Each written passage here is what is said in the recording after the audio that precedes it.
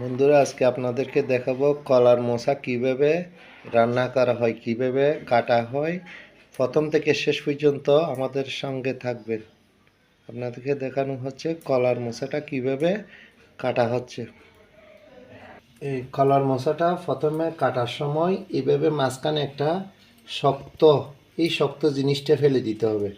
এটা খাইতে পারে না কেউ, এটা খুব শক্ত এবং এই মাঝখানের এইগুলো ফেলে দিতে হবে, এগুলো খায় না। এগুলো খাই না। এই মাঝখানে এইভাবে সবগুলো পরিষ্কার করে নিতে হবে কলার মোচা থেকে।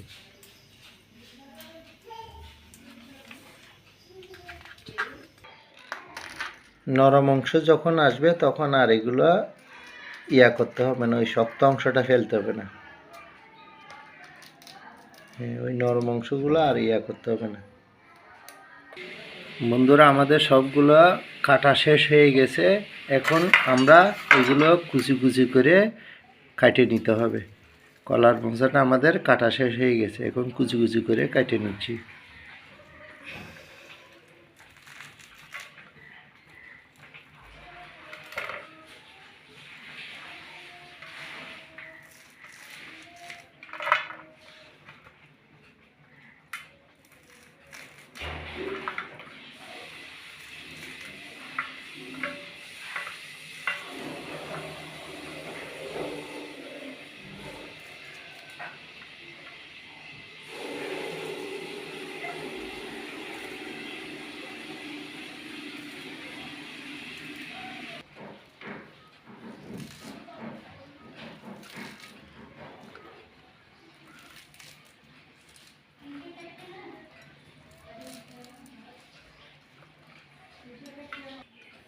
আমাদের কুচি কুচি করে কাটা শেষ। এখন পানি দিয়ে ধুয়ে নেব আমরা এগুলো ধুয়ে নিচ্ছি।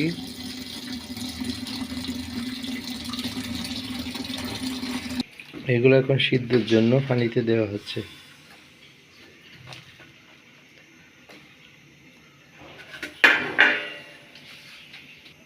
কালার সুন্দর হওয়ার জন্য হলুদ দিয়ে সিদ্ধ করতে হবে, যাতে কালো না হয়।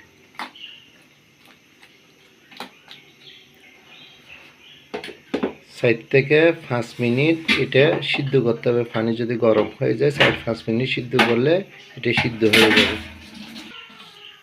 কলার মোচাটা রান্না করার জন্য বুটের ডাল এবং আলু দিয়ে আমাদের কলার মোচাগুলো সিদ্ধ হয়ে গেছে। আমাদের কলার মোচাগুলো।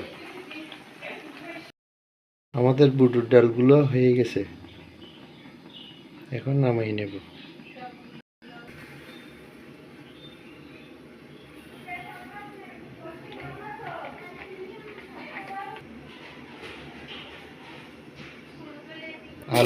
আলুগুলো এইভাবে ভাজে নিতে হবে। প্রথমে তেলের মধ্যে আলুগুলো ভাজে নিতে হবে।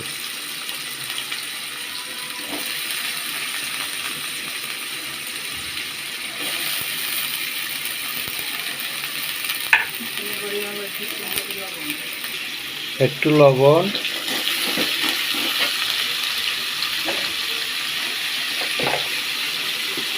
একটু হলুদ দিয়ে এগুলো সুন্দর করে ভেজে নিতে হবে।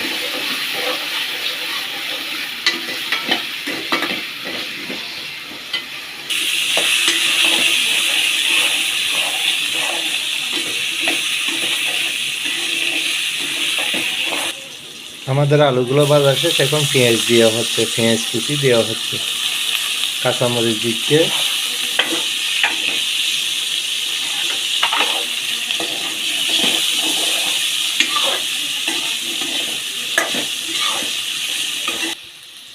আদা বাটা,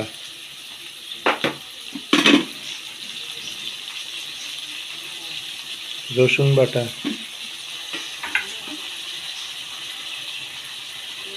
টমেটো,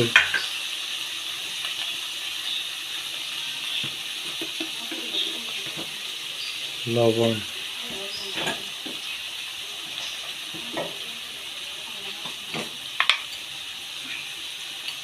জিরা, ধনিয়ার গুঁড়া,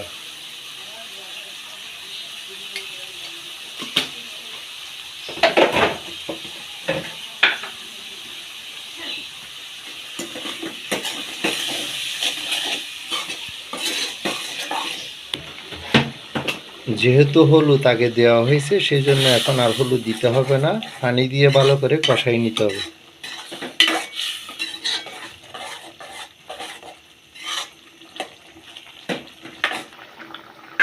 আমাদের কষানো শেষ হয়ে গেছে, এখন সিদ্ধ ডাউলগুলো দেওয়া হচ্ছে।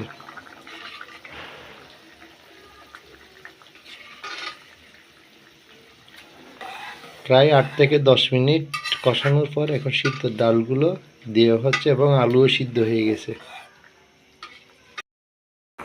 হ্যাঁ দিও। আমাদের কলার মোচা দিয়ে দেওয়া হচ্ছে।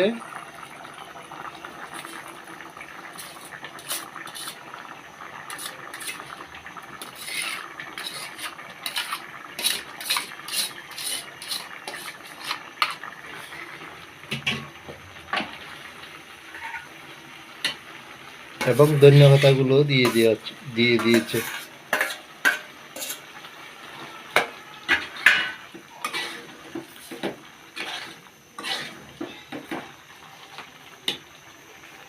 এবং হালকা পরিমাণের গরম মশলার গুঁড়ো দিতে হবে।